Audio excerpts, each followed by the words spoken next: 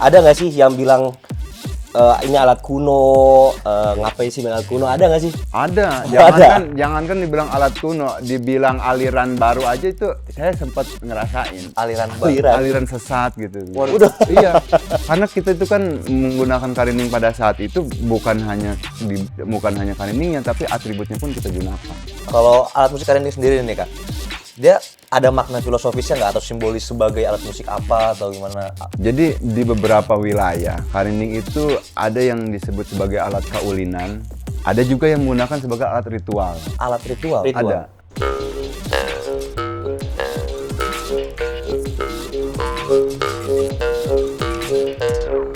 Pernah ngerasa dipolitisasi nggak Kang? Kita pernah perform pembacaan raja, ada orang tiba-tiba kesurupan.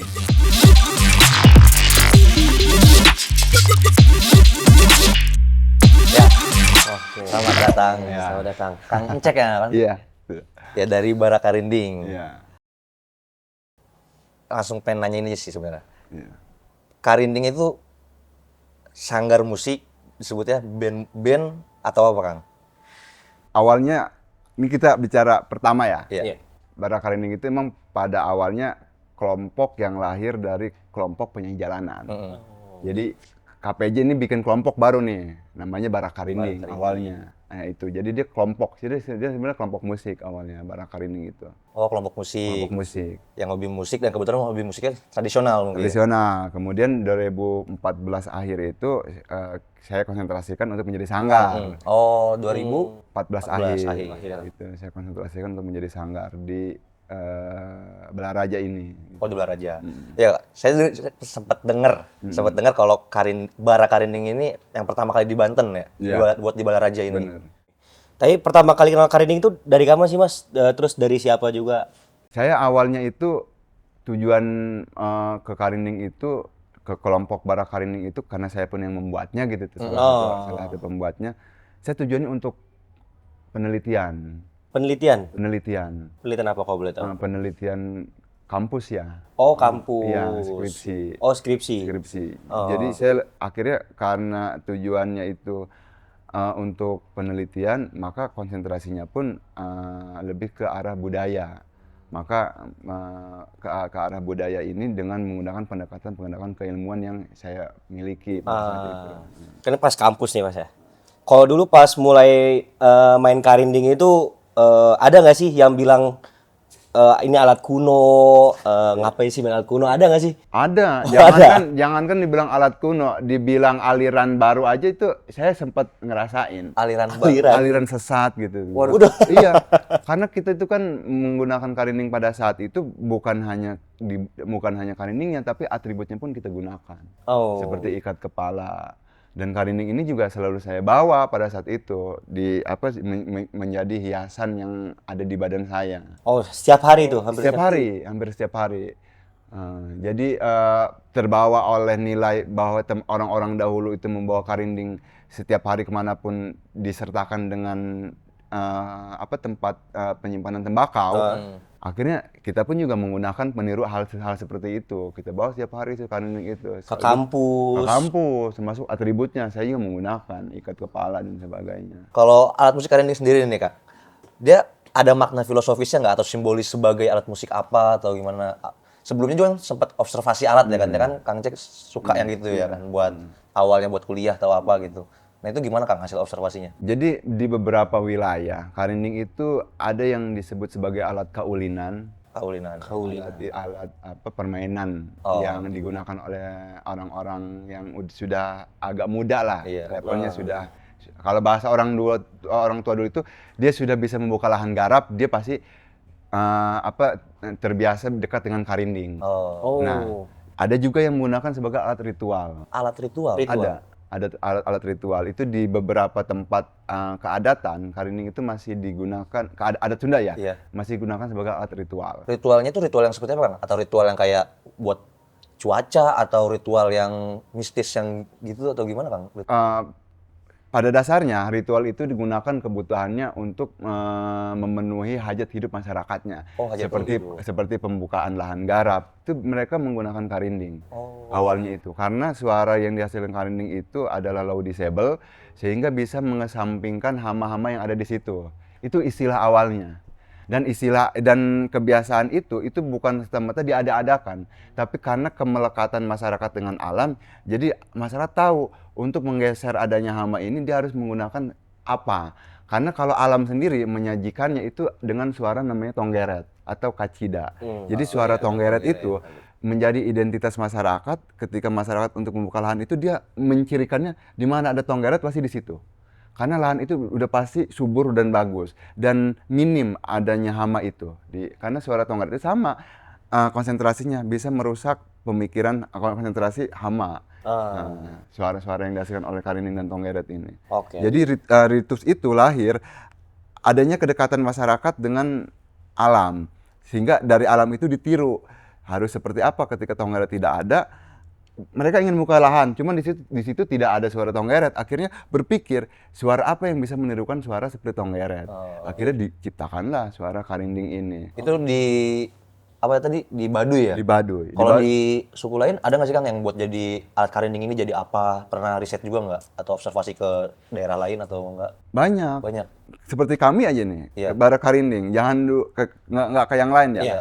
Saya sendiri selalu menegaskan kepada teman-teman, kita menggunakan alat karinding ini bukan hanya untuk mengembangkan budaya, tapi sebagai sarana pendekatan tauhid kita kepada Allah. Karena kenapa demikian? Saya bilang karena ada beberapa prosesi terapis atau refleksi dalam menggunakan alat karinding yang menggunakan hawa napas ini. Dan itu juga ditata, diatur, dilatih sehingga penggunaan konsentrasi napasnya bisa mendatangkan ketenangan. Dan yang mendengarkan pun juga akhirnya mendapatkan efek dari ketenangan si pemainnya. Itu dari kita aja itu. Berarti kalau bara karinding ini lebih ke musiknya ya? Kita lebih ke musik, cuman untuk pada konsentrasi ke teman-temannya kita juga menempelkan pendekatan soal keilahian tadi tuh, pendekatan kealaman tadi tuh. Kita masih menggunakan itu. Saya nih Kang ya, kan kalau bara karinding jujur saya udah tahu lumayan lama dibandingkan teman saya yang ini ya.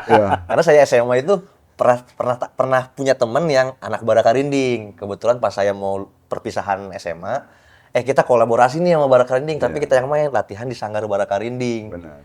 Nah, pas saya pengen tahu karinding itu apa, alat musiknya apa, ini gimana cara mainnya gitu kan. Pas diajarin yang kayak pingpong gitu ya Kang ya. Itu apa gimana Kang kalau untuk untuk orang kayak saya dulu, mungkin di era sekarang gimana sih belajarnya susah banget sih? Mungkin waktu zamannya Mas itu kita masih terbatas dalam menularkan karinding kepada orang umum. Kalau saat hari ini kita sudah cukup sudah cukup memiliki teknik dan strategi. Bagaimana seseorang itu bisa menggunakan si karinding itu.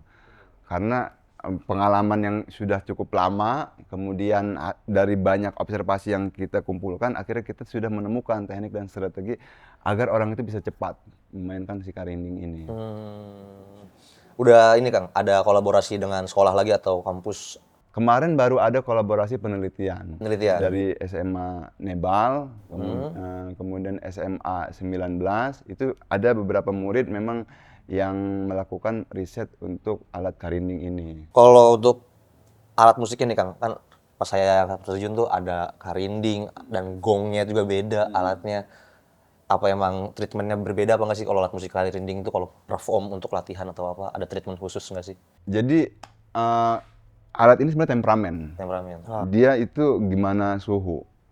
Kadang kalau tidak melalui proses dari bahan bakunya tidak melalui proses yang sudah kita sepakati ya, itu akan mudah banget alat ini berubah, baik suaranya, baik getarannya, karena alat ini pada dasarnya sangat temperamen dia. Maka treatmentnya kita itu selain pada alat juga ada memang prosesi pendekatan latihan pada teman-teman ya. Itu pembiasaan lah.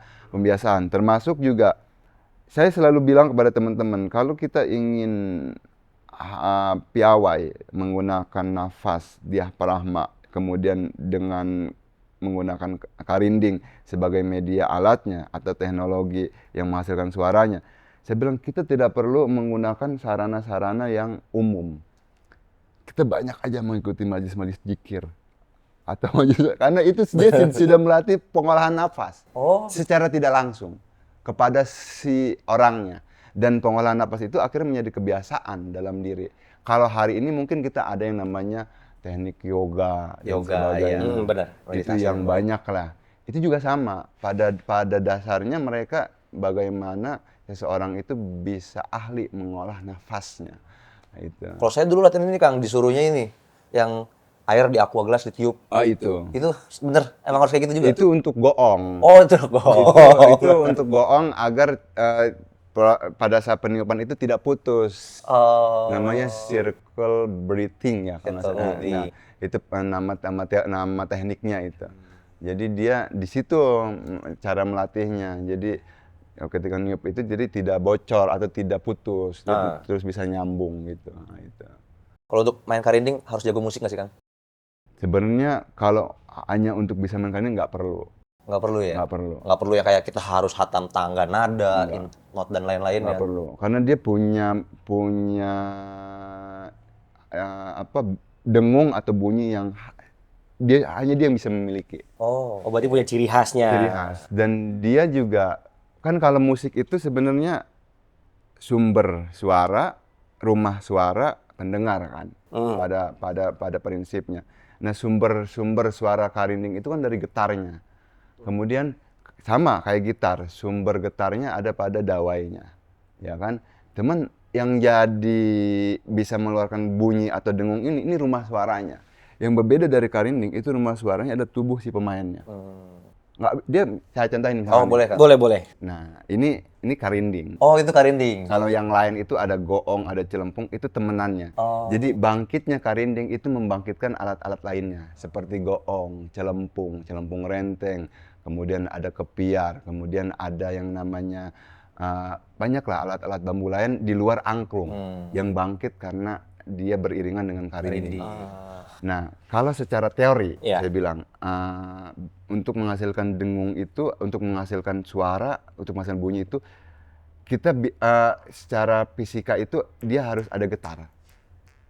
Oh ya.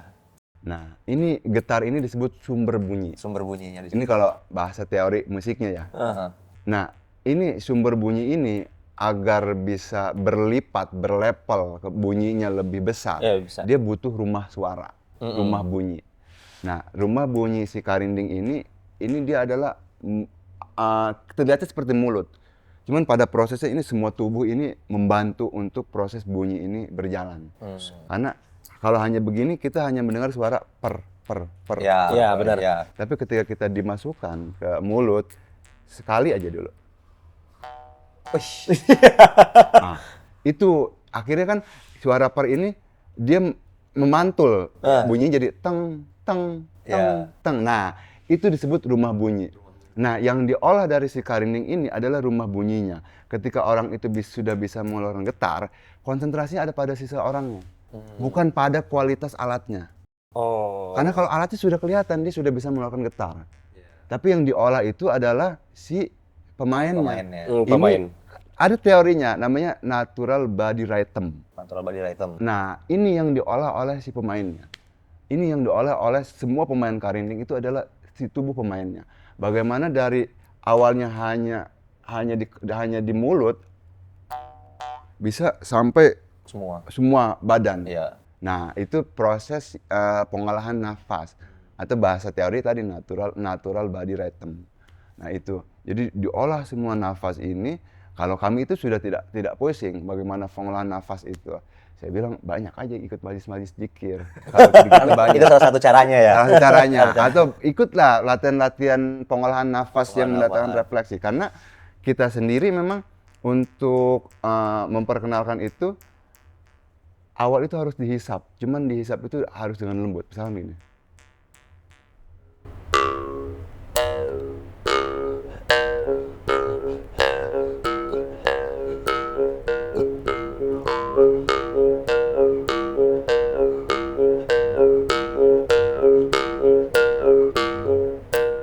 Nah, itu dihisap, dibuang, ketika dibuang ini harus ada interval itu maksudnya dia harus ada yang digerakkan agar dari bunyi awal ke bunyi kedua itu berbeda. Nah, bunyi yang kedua ini saya dapatkan ini dari ada namanya almarhum Oyo Ramina yang mengajarkan saya. Dia bilang begini, bermain karinding itu harus banyak melihat kotok ayam yang sedang bertelur. Oke. Karena ketika diganggu itu dia jakunnya gerak. Oh iya. Ah, benar. Nah, itu di situ tuh. Jadi harus juga tuh si pemain karinding bisa menggerakkan jakunnya. Karena disitulah akan ada suara piu, piu. Nah, jadi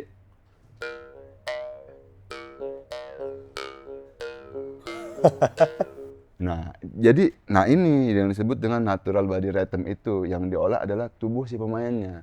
Kalau alatnya akan seperti ini aja sama. Paling juga nanti ketebalan si ininya. Misalkan kita untuk mengejar suara do, untuk mengejar suara re, paling hanya ketebalan di sininya aja yang diasah.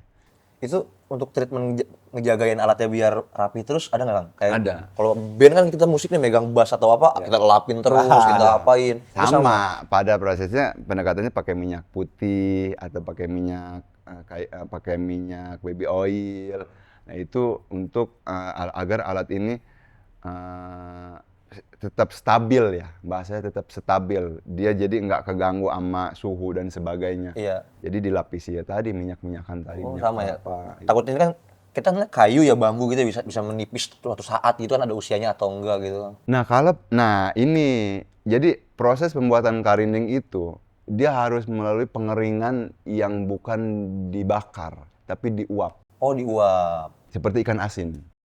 Oh, ikan ari. Iya, ikan asin Iya, kan. benar. Iya, dia jadi dikurangin airnya itu dengan cara diasapin kan. Iya. Dia diuap tadi. Nah, sama. Bambu pun kalau ingin bisa bertahan sampai ratusan tahun itu harus melalui proses penguapan.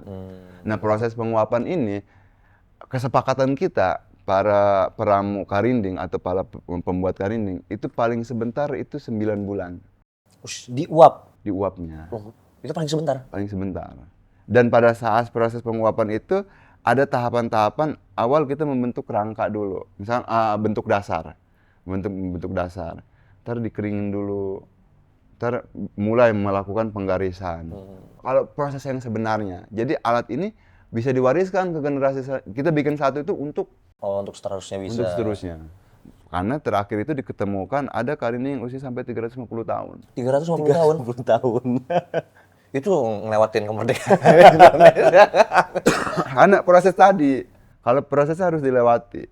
Sama, jadi pengasapan itu ternyata mengurangi jumlah air yang ada di dalam bambu. Kualitasnya ini bisa sama seperti kaca mungkin ya.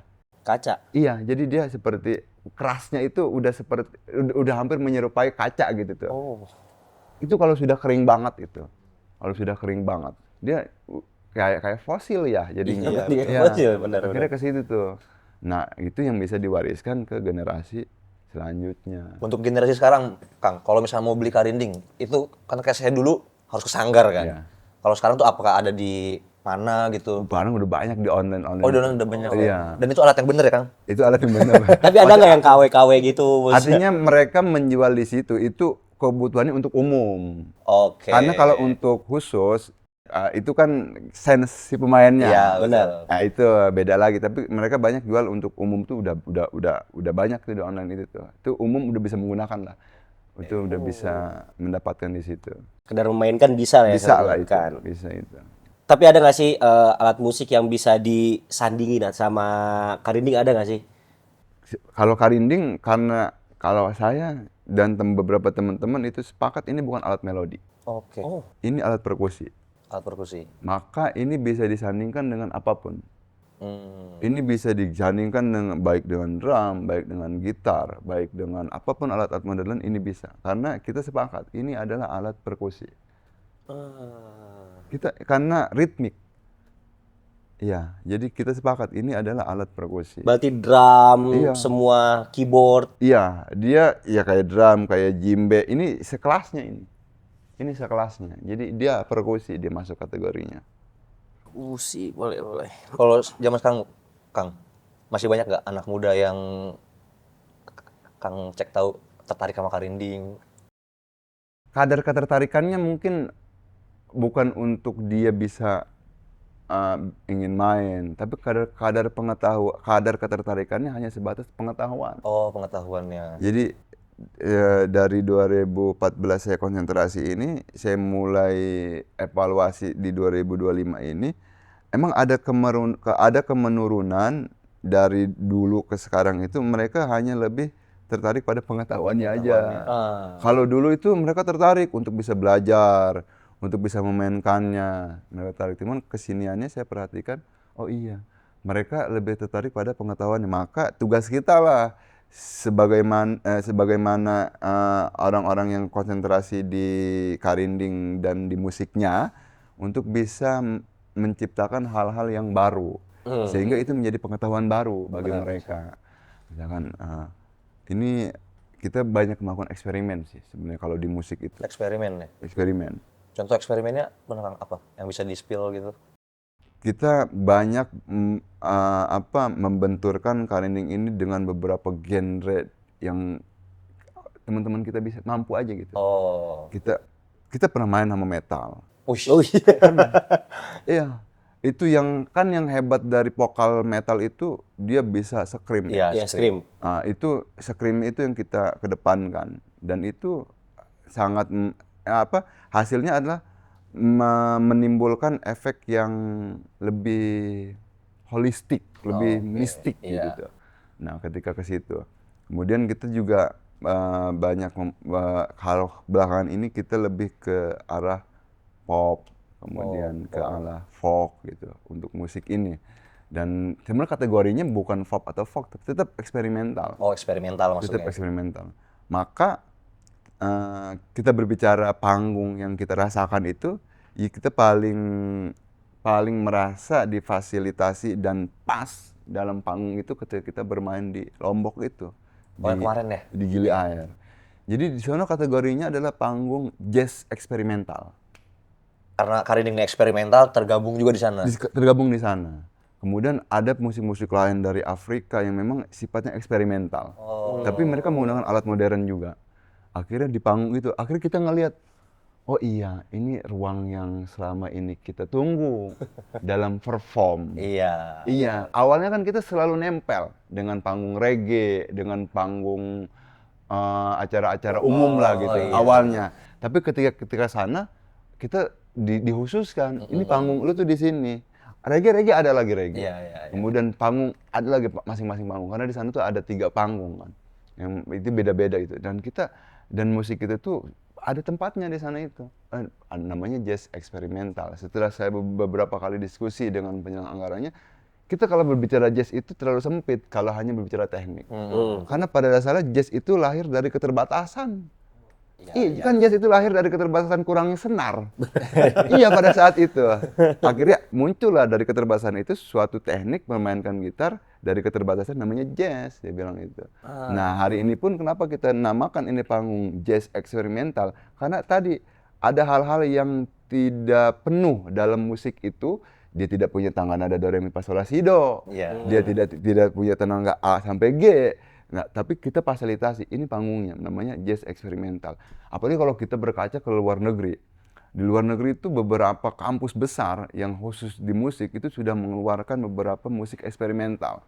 Salah satunya Berklee College of Music. Berklee College of Music. Iya, dia di Inggris ya? Di Inggris. Dia memicu mahasiswanya untuk menciptakan gen-gen baru. Bukan gen-gen yang hari ini berkembang. Bukan yang kita kenal lah, bukan. Tapi banyak lah kalau kita mengikuti hasil temuan di Berklee itu banyak mengeluarkan musik-musik baru. Dan itu coba mereka sebarkan, coba mereka perkenalkan ke seluruh dunia. Musik baru itu modern kah atau tradisional? Dia lebih disebutnya hybrid ya. Hybrid. Jadi perpaduan antara modern dengan tradisi. Oke. Iya. Kang, maaf tadi sempat ada yang dibahas wadah yang kayak musik-musik eksperimental. Kayak kan kalau reggae kita udah tahu wadahnya di mana, band metal wadahnya seperti apa, indie juga udah banyak gitu kan. Kalau musik eksperimental itu emang nggak ada sama sekali, Kang. Kalau di wadah untuk perform gitu ya, panggungnya gitu ya. Kalau di sekup lokal nggak nemu. Lokal belum ada ya, belum ada. Lokal itu masih yang umum-umum lah. Masih yang berkembang lah. Cuman kalau kita naik sedikit, ngeberaniin diri untuk keluar dari kelokalan kita pasti nemuin. Oh. Dan itu banyaknya memang di pertemuan-pertemuan yang daerahnya sudah tidak lagi ada batasan kelokalan. Kan kita tahu Lombok Bali ini dia sudah tidak lagi berbicara kelokalan. Iya, benar. Dia sudah berbicara internasional. Dia sudah berbicara kita itu hidup bukan hanya dengan masyarakat sesama masyarakat Indonesia. Di sanalah kita banyak menemukan hal-hal yang kalau di daerah kita tidak bisa menemukannya. Gitu. Mungkin salah satunya ada lagi di daerah Pulau Jawa ya. Itu ada juga namanya panggung-panggung yang tidak umum lah, yang tidak umum dari kita kenal gitu. Maka memang kita butuh keberanian itu aja sebenarnya, butuh keberanian untuk bagaimana kita bisa ke sana gitu. Bagaimana kita tidak terjebak di daerah kita sendiri. Dan bagaimana ketika kita ke sana kita bisa mengembangkan ini di daerah kita gitu. Berarti kalau selama ini Kang lebih sering main karinding itu buat acara apa? Kebanyakan kita itu untuk menjadi sampel produk pengembangan daerah ya. Pengembangan daerah. Iya, acara-acara Pemda lah. Kita kebanyakan itu. Atau acara-acara yang sifatnya umum, acara-acara nasional, acara-acara agama. Itu main juga di acara-acara agama itu. Pernah ngerasa dipolitisasi nggak Kang karinding ini? Awal mungkin ya. Awal ya. Karena yang mengembangkan itu anak-anak muda gitu, kemudian mudanya masih di bawah 30 tahunan gitu tuh. Kemudian masih unyu-unyu gitu tuh. Dia nggak sadar bahwa ketika dia mau mempolitisasi, orang yang mau dipolitisasi punya argumen. Dia nggak tahu tuh waktu itu. Dikira ini hanya kelompok-kelompok dadakan dibuat aja. Saya bilang enggak, ini kelompok yang serius, saya bilang. Karena ini hasil dari penelitian saya bilang, saya kembangkan, saya bilang gitu. Banyaklah hal-hal yang begitu, cuman kita bisa ketemu kok dengan yang begitu. Nggak perlu kita tolak juga. Penting, lu maunya apa? Gue punya kebutuhan. Nah, bisa nggak kita kolaborasi untuk hal ini? Karena kan prinsip dari kolaborasi adalah pasrah. Iya. Benar. Iya, prinsip dari kolaborasi adalah pasrah.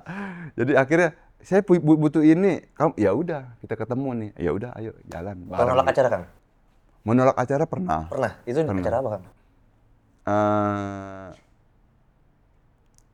Lebih ke acara politik mungkin ya.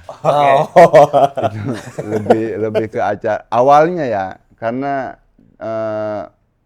banyak ya. Iya. Tapi itu awal-awal dulu lah. Awal-awal dulu. Setelah kita belum masih minim teknik lah dulu. Minim teknik, minim pengalaman. Kita tuh anti banget sama yang untuk yang berbau-bau politik gitu. Karena setelah saya evaluasi dengan teman-teman, wajar dulu kita berani menolak ini karena konsentrasi kita adalah penanaman nilai budaya. Kalau hari ini konsentrasi kita udah bukan lagi penanaman nilai budaya, konsentrasi kita adalah bagaimana kita bisa berkolaborasi dengan apapun di luar sana, baik itu secara politik, secara ekonomi, secara hukum, secara sosial, secara budaya, kita harus bisa berkolaborasi di ranah-ranah tersebut. Bilang. Nah, itu hasil evaluasi kita, karena kita tadi ya dibilang kenapa kita harus melakukan evaluasi, terus melakukan evaluasi, karena tadi kita tuh berjalan itu bukan dengan waktu yang singkat. Iya. Kita saya itu udah dari 2011. Udah mulai konsentrasi di karinding ini. Kemudian hampir setengah umur saya ini saya dedikasikan untuk karinding. Iya. Hampir setengah umur. Sampai hari ini sudah punya anak 2 nih saya dedikasikan untuk karinding.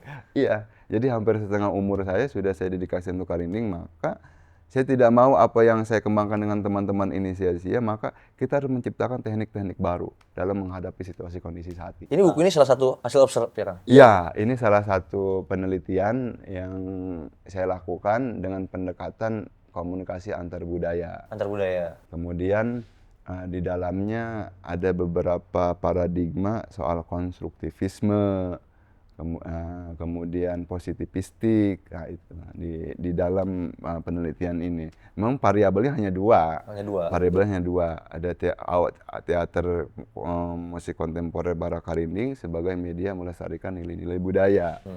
Kenapa saya bilang teater? Karena kita itu kadang terjebak antara drama dan teater. Ya betul. Ya. Betul. kita melakukan pertunjukan dengan atribut itu sudah berteatrikal. Teatrikal ya. Karena ada nilai-nilai simbol yang yang diperkenalkan kepada publik seperti ikat, pangsi, baju. Nah, itu salah satu teatrikalnya. Kemudian penggunaan alatnya itu salah satunya. Nah, nilai-nilai tersebut akhirnya menjadi judul teater musik kontemporer. Dulu namanya teater musik kontemporer karena bahasa keilmuan itu yang paling dikenal. Teman kesininya itu sudah menjadi hybrid bahasanya. Nah, itu. Tapi pernah nggak sih Kang pas lagi perform ada momen-momen lucu nggak sih? Yang lucu itu kita pernah perform pembacaan raja, ada orang tiba-tiba kesurupan. Iya, Surupan penonton. Penonton ya? Itu di lapangan alun-alun Tangerang, Alun kota. Tangerang. Itu Ahmad Yani Ahmad itu. Yani berarti ya? Iya, jadi kita main penggunaan raja emang didukung dengan sound yang bagus pada saat itu. Oke. Akhirnya keaslian suara ini keluar Keluar semua. dengan kan kebanyakan kan engineer itu masih lemah Iya. pendekatannya dengan alat-alat begini karena dia melewatkan karena kan pendekatan ke sini itu sebenarnya lebih ke assemble ya. Iya. Lebih ke assemble itu banyak engineer itu masih tidak menguasai.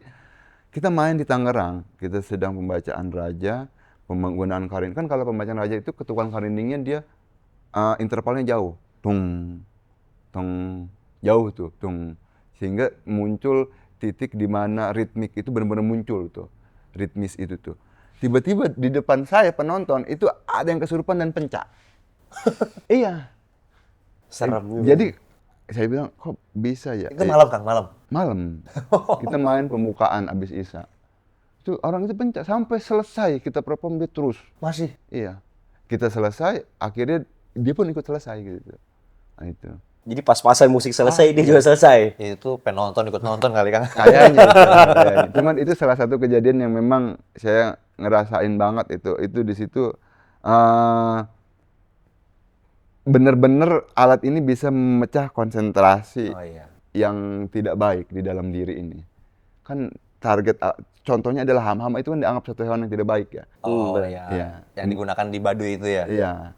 Kemudian ketika didengarkan manusia ternyata ini bisa mengeluarkan bisa menghilangkan hal-hal yang kurang baik di dalam dengan mendengarkan suara ini. Maka hari ini banyak alat ini juga digunakan untuk terapis, untuk refleksi.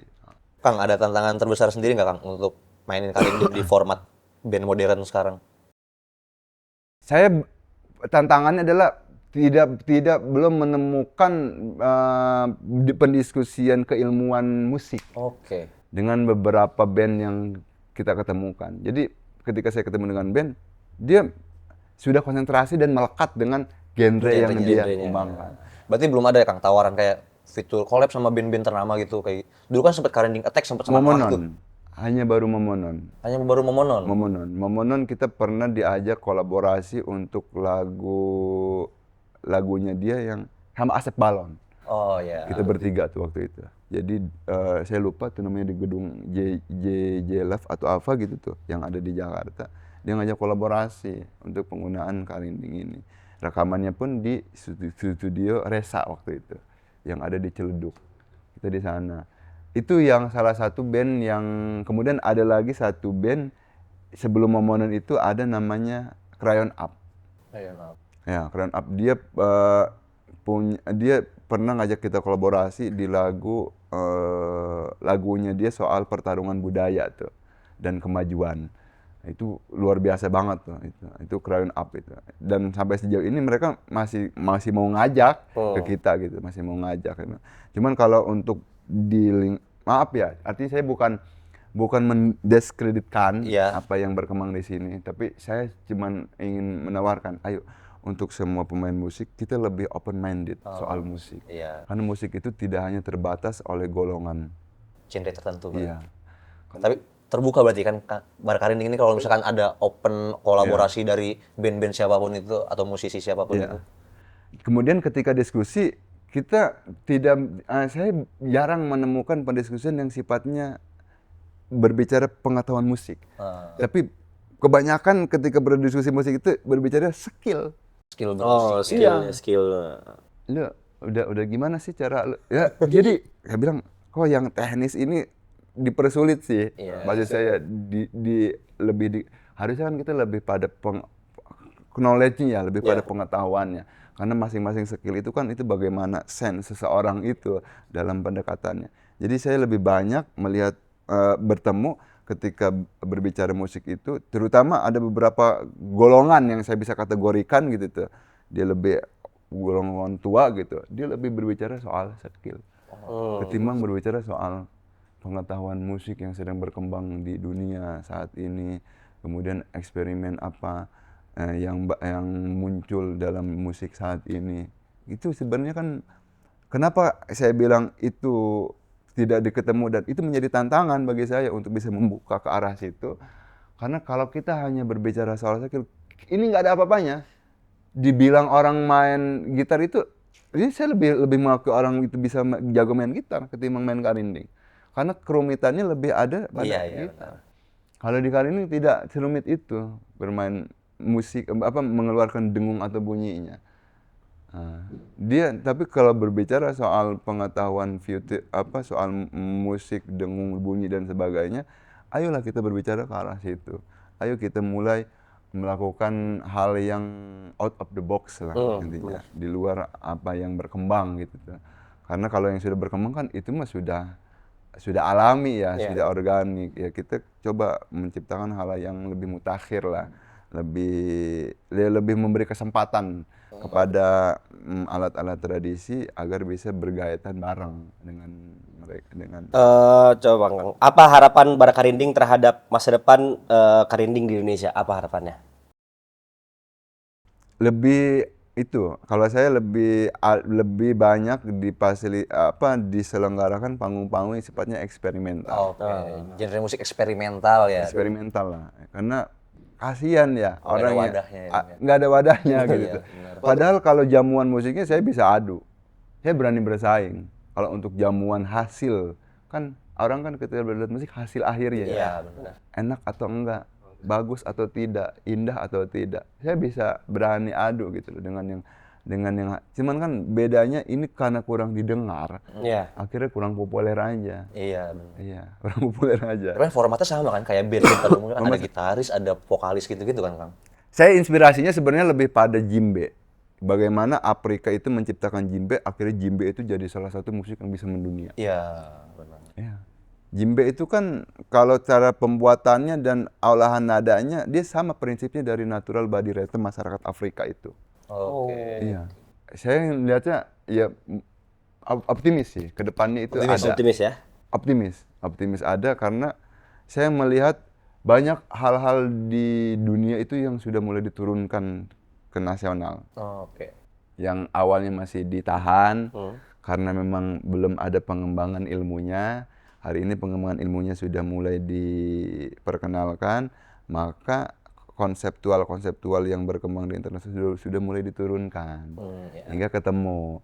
Karena kan akan menjadi kecelakaan ketika konseptual ini diturunkan tapi pengetahuannya Naikin. tidak diperkenalkan. Sama kayak orang menggunakan motor listrik tapi tidak diberitahu bagaimana cara penggunaan motor listrik itu. Ya. Nah, hari ini kan sudah mulai kan berbarengan gitu tuh. Nah, saya ngelihatnya optimis untuk ke depan ini untuk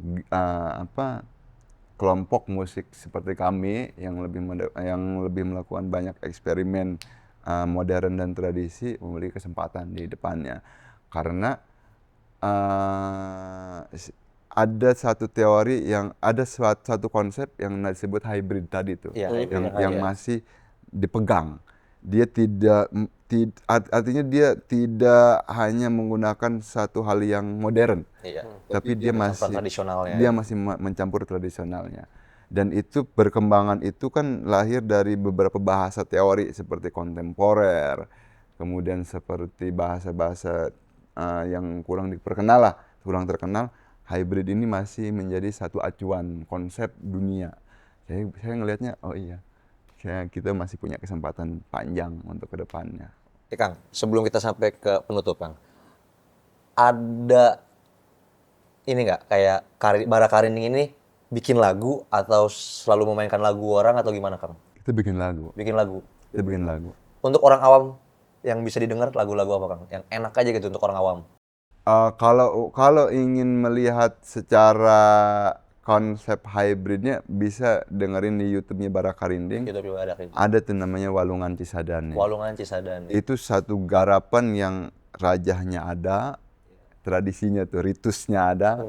Kemudian paduan antara modern dengan tradisinya itu paling dianggap di level high ya. High ya. Maksudnya kesempurnaannya ada lah di musik itu. Itu ada namanya judulnya Walungan Cisadane. Ada yang judulnya Air juga kan? Ada judulnya Air. Nah, saya tahu yang itu tuh, Air. itu ada juga yang judulnya Air. Itu lagu lama banget kan ya? Itu lagu lama. Ya kan zaman saya SMA. Itu tuh uniknya ketika kita menggunakan alat tradisi dan modern disatukan, akhirnya materi musiknya atau liriknya atau syairnya itu tanpa disadari mengarah kita untuk lebih dekat pada lingkungan. Iya, benar. Itu nggak disadari itu, benar. nggak disadari itu. Jadi mungkin ini ya efek Iya. kita menggunakan alat tradisi ini akhirnya arahnya ke situ. Makanya Barak itu lagunya Hukum Alam judulnya, kemudian Air, kemudian Walungan Cisadane. Itu hal-hal yang mendekatkan kita sebagai manusia kepada lingkungan. Itu lebih ke arah situ. Kang, pertanyaan untuk penutup. Pesan sederhana untuk anak muda kayak dia nih, biar dia melek tradisional musik. Karena kalau saya jujur, saya tertarik banget Kang sama alat musik tradisional. Makanya dulu pas zaman SMA diajak kolaborasi untuk Bara Karinding, wah suka banget gitu. Nah makanya kalau untuk anak-anak muda sekarang nih, era generasi-generasi sekarang, ada pesan nggak sih? Ada pesannya, ini nilai yang saya pegang ya. Iya. Ada namanya Meluyo Handarweni. Meluyo Meluyo Handarweni. Handarwengi. Handarweni. Ya, jadi apapun yang ada di hadapan kita yang dianggap tidak bermanfaat, carilah kemanfaatannya, walaupun itu sedikit. Oh, iya. Apapun itu. Kita menganggap barang itu rusak, kita oprek dulu. Ini sejauh apa rusaknya, biar bisa bermanfaat lagi. Benar. Nah, itu istilah budaya, istilah nilai budaya dan Meluyo Handarweni. Jadi memanfaatkan suatu hal yang sudah dianggap tidak bermanfaat. Meluyo Handarweni. Meluyo Handarweni. Karena saya setuju dengan itu Kang. Pasti ada musuh kamu, ada kok positifnya pasti. Iya, pasti itu. Ya itulah. Salah satu. Ada lagi nggak? Cukup sih itu aja. Cukup gua. aja. Cukup. Mungkin Kang, itu aja kali Kang ya yang udah kita bahas. Ini jujur saya sendiri tertarik banget sama alat musik tradisional. Mungkin saya ntar, ini kan teman saya yang di belakang layar, anak Karinding juga kan, Muhammad Soleh. Mungkin saya boleh nitip, mau beli gitu kan, bisa aja kan Kang ya? Ada atau nggak sih Kang di Sanggar? Ada ya? Kita memfasilitasi untuk yang ketertarikannya bukan hanya pengetahuan ya. Dia ingin belajar, kita memfasilitasi itu. Dan kalau hanya untuk pengetahuan pun kita fasilitasi itu. Dan bukan hanya lisan ya. Iya. Artinya semuanya sudah kita tulis gitu. Karena dari ini tuh kita melahirkan 5 mahasiswa yang fokus ke Karinding. Oh. Jadi ada 4 skripsi lagi di Sanggar itu masing-masing jurusannya beda. Anak bakar tuh Bang? Ada yang anak bakar juga, ada yang enggak juga. Jadi sengaja aja dia neliti Karinding gitu. Jadi ini udah ada telurnya. Kemudian juga kita sudah punya buku hasil kita sepakati oleh seluruh pemain Karinding soal Karinding Parahyangan gitu. Kita juga ada. Kalau emang ada yang ketertarikannya hanya untuk pengetahuan, ada yang ketertarikannya untuk memiliki alat, kita juga fasilitasi. Ada yang ketertarikannya untuk bisa mahir memain Karinding, kita juga fasilitasi. Itu gimana level ketertarikannya aja lah. Gimana level ketertarikannya. Ya, Kang mungkin kita segini aja ngebahasnya ya. Siap. Ya, saya sih berharap alat musik tradisional Karinding ini makin berkembang terus. Amin. Di Indonesia maupun di internasional kayak Amin. gitu. Dan saya juga berharap banget kan untuk Bara Karinding. Dulu ada Karinding Attack dengan Noah. Mungkin Bara Karinding bisa nanti featuring dengan band-band terkenal yang ada di Indonesia. Amin. Dan ini terbuka banget kan, Kang? Kita terbuka banget kalau kolaborasi. Oke, Kang. Mungkin cukup sekian dan terima kasih, Kang. Terima kasih Kak ya. Yuk, 3, 2, 1.